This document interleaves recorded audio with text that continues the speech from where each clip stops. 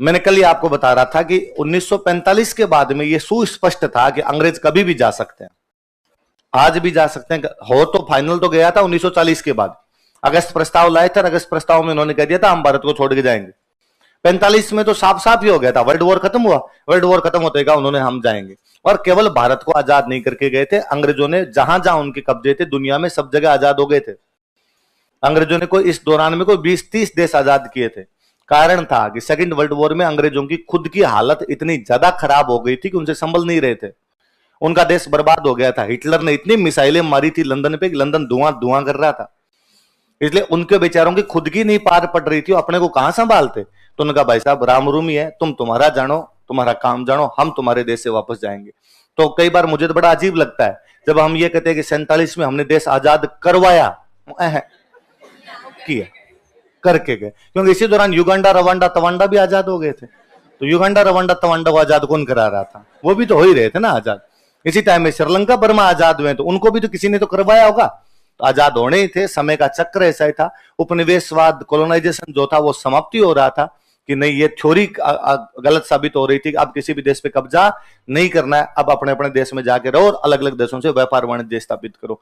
तो वो जब 45 के बाद ये क्लियर हो गया भाई जाएंगे, 46 में आया कैबिनेट मिशन। क्या आया? और कैबिनेट मिशन ने साफ साफ कह दिया भाई अब हम जाएंगे, फटाफट तुम्हारे देश का संविधान बना लो। क्या बना लो? संविधान। तो संविधान सभा के चुनाव करवा दिए उन्होंने 46 में। 46 में नेहरू जी को प्रधानमंत्री बना दिया था।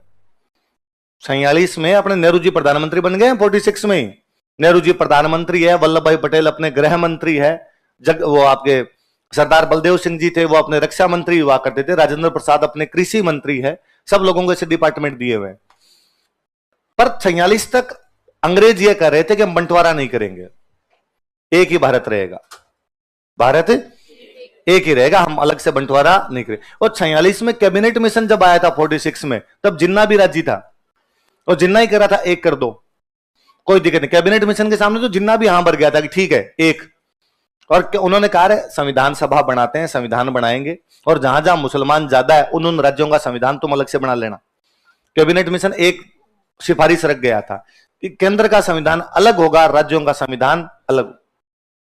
जिन्ना का यह कहना था कि भारत में हिंदू ज्यादा है और मुसलमान कम है, इसलिए हिंदू मुसलमानों पर अत्याचार करेंगे, इसलिए हमें यह देश नहीं चाहिए, हमें तो हमारा देश अलग से चाहिए।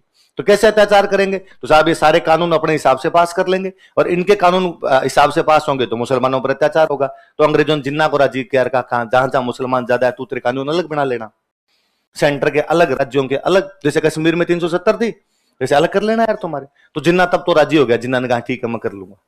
अब हुए संविधान सभा के चुनाव। संविधान सभा में लगभग सीटें थी 389। कितनी सीटें थी? 389 के आसपास सीटें थी। उस समय एक सिस्टम और हुआ करता कि अपने यहां पे एक सिस्टम चलता सेपरेट इलेक्टोरेट, पृथक निर्वाचन। क्या हुआ करता? पृथक। कुछ सीटें ऐसी थी, कुछ क्या 78 सीटें थी। कितनी सीटें थी? 78 सीटें ऐसी थी जहां पर मुसलमान ही चुनाव लड़ेंगे, मुसलमान ही वोट देंगे। चुनाव भी कौन लड़ेंगे? मुसलमान। वोट भी कौन देंगे? आजकल होता है, आजकल गांव में सरपंच वाले चुनाव आने वाले होते हैं, तब हर कोई पूछता है कौन सी पर्ची है, सरपंच कौन लड़ेगा तुम्हारे गांव? तो आता ना कई बार का ओबीसी, एससी, एसटी, जनरल, महिला, अलग अलग आता ना। तो अब मान लो ये आ गया कि भाई ओबीसी की सीट आ गई। ओबीसी की सीट का मतलब है चुनाव ओबीसी वाले लड़ेंगे, वोट तो सारे देंगे। उसमें यह था कि जो चुनाव लड़ेगा वही वोट देंगे, बाकी वाले वोट भी।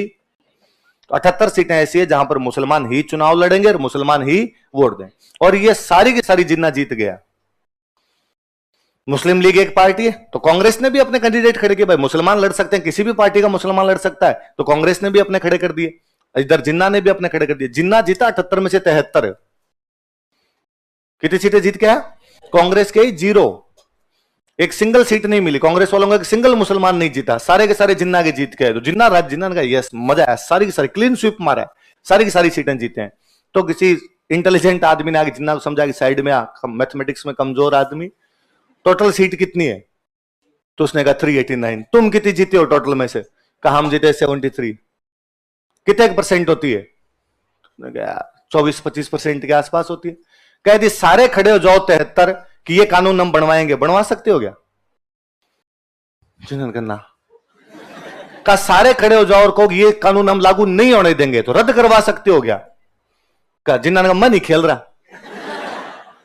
पहले जो जिन्ना कह रहा था हम एक भारत में रह जाएंगे, अब जिन्ना ने वापस करना शुरू किया कि हम भारत में नहीं रहे। अब अंग्रेज अड़ गए। अंग्रेजों ने कहा पहले तूने आई क्यों भरी, पहले तू हां भर गया था कि हम एक में रहेंगे, अब हम एक में रखेंगे, अब हम तेरे को अलग पाकिस्तान नहीं देंगे। जिन्ना ने अंग्रेजों का कि मैं पूछ नहीं रहा आपसे, बता रहा हूं, लेंगे और लेना आता है मुझे, कैसे लेना आता वो मैं मेरे हिसाब से कर लूंगा। और मुस्लिम लीग 16 अगस्त 1946 को डायरेक्ट एक्शन डे मनाती है। क्या मनाती है? जहां पर संख्या में ज्यादा हो वहां पे दंगे कर दो, भयंकर भयंकर दंगे देश के अंदर। इसलिए कांग्रेस ने सबसे पहले सरेंडर किया और कांग्रेस को सबसे पहले लगा कि इस प्रकार से दंगे हुए तो हालत तो खराब हो जाएगी। इसलिए वल्लभ भाई पटेल ने सीधा सीधा सा कहा कि अलग करो रे, जो साथ रहना ही नहीं चाहता उसको जबरदस्ती क्यों साथ रखना है। और यदि शरीर में अंगूठा खराब हो जाए तो अंगूठा काट के फेंकते हैं, ये नहीं कि पूरे शरीर में जहर फैले और पूरे शरीर का वेट करते हैं कि पूरा शरीर कब मरे। अलग करो, जो हमारे साथ नहीं रहना चाहते उनको हम भी साथ रखना नहीं चाहते। इसलिए माउंटबेटन अपने यहां पर, माउंटबेटन ने पहली बार यह कहा कि 2 देश बनाएंगे। इससे पहले कोई भी अंग्रेज 2 देश के पक्ष में नहीं है। जितने अंग्रेजों की रिपोर्ट हो सब करें ना, 2 तो हम किसी सूरत में नहीं करके जाएंगे, हम एक करके जाएंगे। माउंटबेटन जब 3 जून वाला प्लान देता है अपना 1947 में, तो माउंटबेटन ने पहली बार कहा कि हम भारत अलग करेंगे और पाकिस्तान अलग करेंगे। अब 3 जून को एक क्रिस्टल क्लियर था कि 2 देश बनेंगे, एक देश होगा भारत और एक देश कौन सा होगा? पाकिस्तान। अब यह समस्या ही, जब एक देश था तब तो अंग्रेजी करे थे, एक देश होगा उसी में भारत, उसी में पाकिस्तान, उसी में राजा, अलग नहीं जान देंगे। पर 2 होंगे तब तो चॉइस है ना, कोचिंग एक ही हो तब तो एडमिशन यही लेना, कहां जाओगे। पर आपके सामने यदि कोचिंग 10 है तो आपके पास चॉइस है, आप यहां भी एडमिशन ले सकते हैं, वहां भी ले सकते हैं, वहां भी ले सकते हैं एडमिशन। तो कहा अब राजाओं का क्या होगा? अब राजा इधर जाएंगे, राजा उधर जाएंगे। इसलिए सबने अपने अपने पत्ते फेंके। उधर जिन्ना अपने राजाओं से बात कर रहा है कि तुम इधर आ जाओ, तो अपने वालों को लगा ये जिन्ना लेके जाएगा। रोज चालू आदमी पड़ता था, वो ले भी जाता है इनको कईयों को। तो भारत सरकार को लगा कि यार अब कुछ ना कुछ करना पड़ेगा। नेहरू जी अपने प्रधानमंत्री थे, नेहरू जी ने वल्लभ भाई पटेल को कहा कि राजाओं से बातचीत की जिम्मेदारी आपकी, आप इन राजाओं से बातचीत करो। और एक डिपार्टमेंट बनाया पूरा हमने, रियासती सचिवालय। कौन सा डिपार्टमेंट बनाया? रियासतों के काम करने के लिए एक सचिवालय था, प्रिंसली स्टेट सेक्रेटेरिएट बनाया 5 जुलाई 1947 को। कब बनाया गया? 5 जुलाई 1947। और इसमें अध्यक्ष तो बनाए गए आपके वल्लभ भाई पटेल। कब आप काम करोगे? एक आप जैसा आईएएस दिया गया साथ में कि यार लिखा पढ़ी का काम कौन करे, साइन कौन करवा करवा के लाएगा। उस बंदे का नाम था वीपी मेनन। क्या नाम था? तो सचिव जो बनाए गए थे वो तो कौन थे? वीपी मेनन। और जो मंत्री का जो अध्यक्ष जो थे वो कौन बनाए गए थे? वल्लभ भाई। आप जब आरएस बनोगे तब आप देखोगे किसी भी मंत्रालय में 2 प्रकार की चीज होती है, एक जनता का आदमी, एक सरकार का आदमी। जनता का आदमी तो मतलब जो चुनाव से जीत के आया वो, सरकार का आदमी मतलब जो आरएस आईएएस होता है। तो सरकार के आदमी तो हो गए आप, जनता का आदमी होगा जो मंत्री जी बनेंगे वो। तो किसी भी डिपार्टमेंट में 2 चीज होती है, एक होता है मंत्री, एक होता है सचिव, है ना। कभी देखना वित्त मंत्री, वित्त सचिव, गृह मंत्री, गृह सचिव, रक्षा मंत्री, रक्षा सचिव। तो रक्षा मंत्री नेताजी है, रक्षा सचिव आप जैसा कोई आईएएस बैठा है वो वहां पे साइन कर रहा है। राजस्थान की बात है तो यहाँ पे कोई आरएस बैठा होगा या सीनियर कोई दूसरा आईएएस बैठा होगा, वो यहाँ पे साइन कर रहा होगा। तो यहाँ पे मंत्री तो कौन बना दिए गए? वल्लभ भाई पटेल। और सचिव कौन बना दिए गए? वीपी मेनन। कौन सा विभाग है? कब बनाया गया? नाम से पता चलता है ये किससे बातचीत करेगा? रियासतों से। लिखो, वल्लभ भाई पटेल की जिम्मेदार तो ये है कि राजा को जाके समझाओ कि तुम पाकिस्तान में शामिल मत हो, किसमें शामिल हो जाओ? भारत। और वीपी मेनन की जिम्मेदारी ये है कि तू जाके साइन करवा। मैंने जाके बात कर ली, अब फटाफट हाथों हाथ डॉक्यूमेंट तैयार रख लो, राजा जी इधर साइन, वल्लभ भाई पटेल के इधर साइन। तो सचिव वाला काम तो कौन कर रहा था? वीपी मेनन। समझाने बुझाने का काम कौन कर रहे थे? वल्लभ भाई। पर अब समस्या दूसरी है इनके सामने। जब ये किसी राजा के पास गए, राजा कहा कि हाँ राजा जी बताओ भारत में मिलोगे कि पाकिस्तान में? तो राजा ने कहा रुको रुको रुको, एक बार अंग्रेजों से पूछ लो कि भारत में मिलूंगा या पाकिस्तान। अंग्रेजों से क्या पूछना, आप बताओ। कहा नहीं साहब मैं तो बता ही नहीं सकता। 1818 वाली संधियां ये कहती है कि अंग्रेजों से बिना पूछे किसी भी प्रकार का विदेशी संबंध स्थापित नहीं किया जा सकता। तो वल्लभ भाई पटेल ने अंग्रेजों का क्या ठीक मराया तुमने, तुम खुद ही कहते हो कि यार जाके बात कर लो और खुद की संधियां है। अंग्रेजों का सॉरी यार वल्लभ भाई पटेल, ये अभी हम खत्म कर देते हैं। इसलिए अंग्रेज बेचारे 18 जुलाई को एक्ट लाए, 18 जुलाई को एक्ट पारित किया गया, भारतीय स्वतंत्रता अधिनियम, इंडियन इंडिपेंडेंस एक्ट। कौन सा पारित किया गया? भारतीय स्वतंत्रता अधिनियम। लंबा चौड़ा एक्ट था, इसमें क्या कहा गया कि भारत आजाद है। इसमें एक धारा थी 8 नंबर, सेक्शन कौन सा था? और इस 8 नंबर सेक्शन में अंग्रेजों ने लिख के दिया कि राजाओं के साथ हमारी जो भी संधियां थी वो समाप्त। अब राजा अपना कोई भी डिसीजन लेने के लिए इंडिपेंडेंट है, स्वतंत्र है। राजाओं के साथ हमारा कोई भी लेना देना नहीं। कुल मिलाकर अंग्रेजों ने राजाओं को बुलाया और बुला के कहा कि भाई आज के बाद हमारा और तुम्हारा आपस में कोई भी संबंध। राजाओं का नहीं समझ में नहीं है क्या मतलब, कैसे संबंध कैसे टूट गया। अंग्रेजों का सिंपल सा मतलब है तलाक तलाक, तुम तुम्हारे हम हमारे। लिखो कौन से अधिनियम के तहत? भारतीय स्वतंत्रता। इसका मतलब अब आप किसी की तरफ आ सकते हो, अब साइन करवाए जा सकते हैं। अब एक दूसरा पंगा है, अब जब किसी राजा से साइन करवाने गए वल्लभ भाई पटेल, अब तो करो, अब तो तुम्हारा अंग्रेजों के साथ तो कोई लेना देना नहीं, ठीक है साहब साइन तो हम कर देंगे। पर अब दिक्कत दूसरी कि ठीक है हम भारत में शामिल हो जाएंगे, पर जब हम भारत में शामिल होंगे उसके बाद हमारा क्या होगा? अब तक हमारा एक अलग देश था, अब इस देश को एक दूसरे देश में मर्ज करेंगे तो हमारी आइडेंटिटी। मेवाड़ वालों ने कहा हमारा एक देश 1200 साल पुराना है, 700 समथिंग के अंदर हमारा एक पूर्वज बापा रावल ने मेवाड़ की स्थापना कर दी थी। आज 1900 चल रहा है, 1200 साल से हमारा एक देश है, हमारी एक आर्मी है, हमारे अलग सिक्के हैं, हमारा एक अलग झंडा है, हमारी एक अलग कल्चर है। इसका मतलब आप अचानक एक दिन आता है, दिन आके कदोगे साहब पूरी मेवाड़ की कल्चर, मेवाड़ का इतिहास समाप्त है। तो वल्लभ भाई पटेल ने विश्वास दिलाया ना ना ना ना ना ऐसा कुछ नहीं करेंगे साहब। वे रियासत जिनकी जनसंख्या 10 लाख से ज्यादा है, वे रियासत जिनकी जनसंख्या और इनकम 1 करोड़ से ज्यादा है। जनसंख्या तो कितनी हो? 10 लाख से ज्यादा पॉपुलेशन और इनकम 1 करोड़ से ज्यादा, उनको राज्य बनाएंगे। उनको क्या बनाएंगे? वो अलग राज्य बनाया जाए। राज्य कैसे? जैसे हमारे एक राज्य है पंजाब, भारत में एक राज्य है पंजाब, तो पंजाब राज्य अपने पंजाब की कल्चर को फॉलो कर सकता है। पंजाब राज्य कह सकता है हम तो भाषा कौन सी पढ़ाएंगे? पंजाबी। हमारे यहाँ पे तो पगड़ी रखने का अधिकार है, हालांकि पूरे भारत में दे दिया, पर भारत में नहीं देते तो पंजाब तो दे ही सकता है। हमारे लोगों को यह है, हमारे यहाँ पर गुरुद्वारे बन सकते हैं, हमारे गुरुद्वारों में इस प्रकार की किसी प्रकार का टैक्स भी नहीं लगेगा। तो मेवाड़ एक बड़ा राज्य है, तो मेवाड़ को अलग घोषित कर देंगे और मेवाड़ वाले अपनी कल्चर फॉलो करें, कोई दिक्कत नहीं है। बस मेवाड़ अपनी सेना नहीं रख सकता और मेवाड़ अपने विदेश के संबंध दूसरों के साथ नहीं बना सकता। ये 2 चीजें सेंटर रखेगा, बाकी तुम जानो, तुम्हारा काम जाने, तुम्हारे हिसाब से डिसीजन लेना कोई दिक्कत ही नहीं है, तुम्हारी कल्चर आराम से फॉलो करना। पर केवल वो जिनकी जनसंख्या 10 लाख से ज्यादा और इनकम 1 करोड़ से ये जो छोटे छोटे हैं ना, जिनकी जनसंख्या 20,000 और इनकम 2 लाख है, तुम्हें भाई साहब नहीं छोड़ेंगे, तुम्हें हम मर्ज करेंगे। किस में मर्ज करोगे? तो या तो हमारा जो पहले से राज्य है उसमें मर्ज कर देंगे। पहले से राज्य मतलब अंग्रेजों के टाइम के राज्य थे, यूपी, एमपी, बॉम्बे, मद्रास, ये राज्य थे, इनमें मर्ज कर देंगे। या तुम्हारे को 2-4 को मिला के मर्ज कर देंगे। 2-4 को मिला के मर्ज करेंगे मतलब जिससे तुम्हारी जनसंख्या हो जाए 10 लाख और इनकम तुम्हारी हो जाए 1 करोड़। या कोई केंद्र शासित प्रदेश है उसमें मिला देंगे, जैसे अजमेर के पास में कोई रियासत पड़ी है छोटी सी, तो उधर मिला दो। तो हम कुछ भी कर सकते हैं। जो छोटे हैं उनकी तो हमारी मर्जी आएगी वैसे करेंगे, और जो बड़ी रियासत है उनको अपनी स्वतंत्रता रखने का अधिकार है। भारत में तो रहेगी, लेकिन भारत में उनको हम राज्य बना देंगे। क्या बना देंगे? आई बात समझे? तो बड़ी रियासतों को तो राज्य बना दिया जाएगा और छोटी रियासतों का किसी दूसरे राज्य के अंदर क्या कर दिया जाएगा? बड़ी रियासतें कौन सी मानी गई? जनसंख्या 10 लाख से अधिक और इनकम 1 करोड़ से। लिखो राजस्थान में कितनी रियासत है? सबसे पहले साइन किए, मैंने आपको कल ही बताया था, 7 अगस्त को सबसे पहले साइन करता है बीकानेर। कौन साइन करता है? बीकानेर के राजा थे शार्दुल सिंह। कौन से राजा थे? सबसे लास्ट में 14 अगस्त को साइन करते हैं धौलपुर, और धौलपुर के राजा थे वसुंधरा राजे के ससुर जी। वसुंधरा राजे सिंधिया के ससुर जी हैं ये, उदयभान सिंह। उदयभान सिंह जी ने सबसे लास्ट में साइन किए थे, बीकानेर वाले शार्दुल सिंह ने सबसे पहले। मैं रीजन भी बताता हूं, देखो शार्दुल सिंह वाले साइन के। बीकानेर के अंदर एक नहर आया करती थी, गंग नहर। कौन सी नहर थी? गंग नहर निकल के आती है पंजाब में एक जगह से, फिरोजपुर। कहां से निकल के आती है?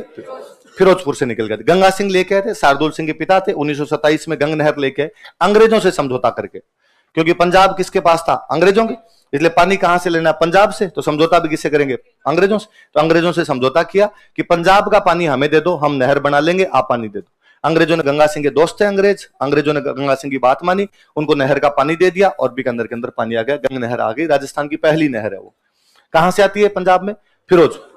अब जब कहा कि भारत पाकिस्तान का विभाजन होगा तो आधा पंजाब जाएगा पाकिस्तान के पास और आधा पंजाब आएगा अपने पास, और आधा नहीं 3/4 जाएगा पाकिस्तान के पास और 1/4 आएगा अपने पास। तो फिरोजपुर पाकिस्तान में जा रहा था। फिरोजपुर किधर जा रहा था? अब यदि फिरोजपुर पाकिस्तान में जाता है तो पाकिस्तान कभी भी गंग नहर का पानी रोक सकता है। बीकानेर पे प्रेशर बनाने का सीधा सा तरीका है कि वो कह दे कि भाई फिरोजपुर का पानी रोको रहे, तो बीकानेर में गंगा नहर में पानी जाएगा नहीं, बीकानेर भूखा मर जाएगा। बीकानेर का राजा कौन है? बीकानेर का भारत का गवर्नर जनरल है माउंटबेटन। कौन है? मैं आपको एक दिन बता रहा था कि माउंटबेटन ने जापान से सरेंडर करवाए थे बर्मा में। 15 अगस्त 1945 को जापान से सरेंडर माउंटबेटन करवाता है। कहां पर? बर्मा। बर्मा में सेकंड वर्ल्ड वॉर चल रहा हो, सेकंड वर्ल्ड वॉर में अंग्रेजों का जो जनरल है वो कौन है? माउंटबेटन। बर्मा में बीकानेर की तरफ से गंगा सिंह जी लड़के आए थे। सेकंड वर्ल्ड वॉर में बीकानेर की सेना गई थी, उसमें गंगा सिंह जी लड़के थे, इसलिए गंगा सिंह और माउंटबेटन बहुत अच्छे दोस्त थे। गंगा सिंह मर गए तो उनका बेटा राजा बना हुआ, राजा कौन है? शार्दुल। इसलिए शार्दुल सिंह ने जाके माउंटबेटन कहा कि अंकल मरा देंगे, यदि फिरोजपुर पाकिस्तान के अंदर चला गया तो पाकिस्तान कभी भी हमारा पानी रोक देगा, तो ये लफड़ा होगा इधर। तो माउंटबेटन ने कहा कि तुम चिंता ही मत करो, मैं फिरोजपुर वाला इलाका पाकिस्तान में नहीं जाने दूंगा, फिरोजपुर वाला जो पंजाब है ये भारत के अंदर आएगा। तो शार्दुल सिंह ने कहा तो हम भारत में साइन करने के लिए तैयार है। तो बीकानेर सबसे पहले साइन करने के लिए तैयार हो गया था, क्योंकि बीकानेर जानता था कि यदि फिरोजपुर उधर गया तो अपना पानी कभी भी बंद हो सकता है, और पाकिस्तान पानी बंद करके किसी प्रकार का दबाव बनाएगा। इससे अच्छा है फिरोजपुर भारत के अंदर है, अपने किस में शामिल हो जाते हैं? भारत। तो सबसे पहले साइन तो किसने किए? उदयभान सिंह जी कई दिन जिन्ना के चक्कर में थे, और जिन्ना ने उनको कहा कि तुम इधर आओ, मैं नेता बनाऊंगा तुमको इधर। तो उदयभान सिंह ने कई दिन तो चक्कर काटे इधर उधर। फाइनली बाद में समझ में आ गया कि धौलपुर बीचों बीच पड़ा है, राजस्थान के इधर पड़ा है, यूपी की साइड में पड़ा है। अब धौलपुर टप्पा खा के पाकिस्तान में कैसे जाए? भाई पाकिस्तान की बाउंड्री पर है, वो तो पाकिस्तान में जा सकता है, बाकी पाकिस्तान में कैसे जाएगा? तो उदयभान सिंह जी ने कहा लो तुम भी साइन करवाओ। तो 14 अगस्त को साइन कौन कर गए थे?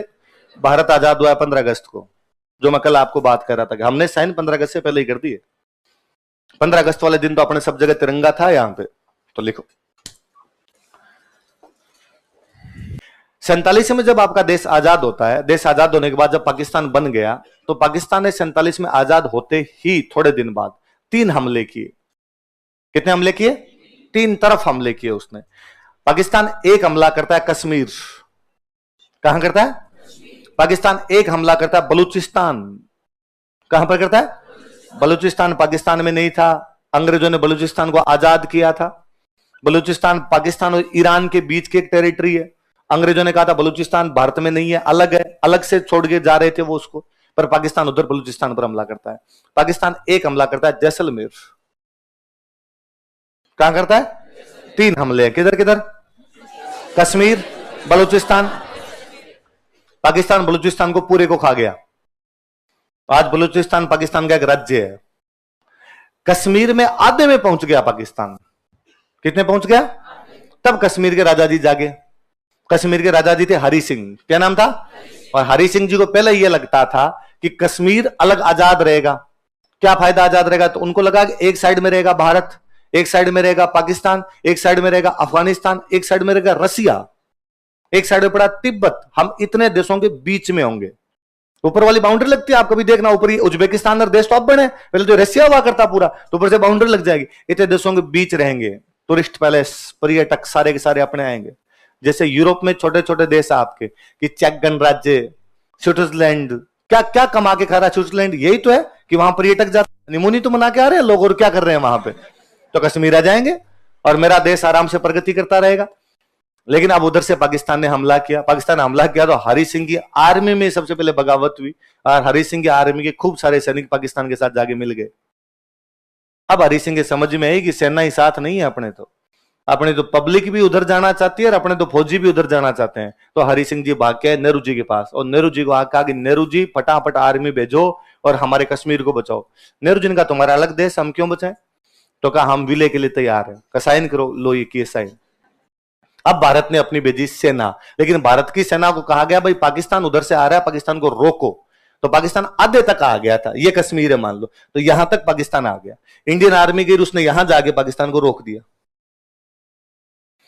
उस दिन थोड़ा सा बस इतना ही दिमाग लगाना था कि कश्मीर के राजा ने भारत में आने के साइन कर दिए, इसका मतलब पूरा अपना है, पूरा अपना है। तो इतने पे जिन्होंने कब्जा कर लिया था, अपनी आर्मी को इतना सा ऑर्डर देना था कि भगा दो, और अपनी आर्मी आराम से कर जाती। उस दिन बस हम ये एक गच्चा खा गए। हमने कहा जहां जो है वहीं रुक जाए। अब यूएनओ संभालेगा इसको। कौन संभालेगा? तब से यूएनओ संभाल ही रहा है। बस यहां गच्चा खाए हम और कुछ ही नहीं है। हमने रिटेलिएट किया था, उनको वहीं रोक दिया था। इंडियन आर्मी ने इंच आगे नहीं बढ़ने दिया उनको। जहां अब इंडियन आर्मी पहुंची उसके बाद पाकिस्तान आगे बढ़ ही नहीं पाया, वहां रोक दिया गया था। अब हम कहते हैं ये हमारा है, पाकिस्तान ने कब्जा कर रखा, हम कहते हैं पीओके, पाक ऑक्यूपाइड कश्मीर। क्या कहते हैं? पाकिस्तान कहता है इस पे भारत ने कब्जा कर रखा है, इंडियन ऑक्यूपाइड कश्मीर। आईओके, कश्मीर कहता है हम आजाद है, हम न भारत के साथ न पाकिस्तान के साथ। तो लोचा समझ नहीं आ रहा ढंग से कि कौन किधर जाना चाहता है, कौन किधर नहीं जाना चाहता है। कश्मीर खा गया आधा, बलूचिस्तान खा गया पूरा। उसका एक हमला किधर हुआ? अब जैसलमेर के राजा को पता चल गई बात कि यार ये तो लोचा हो गया आपने।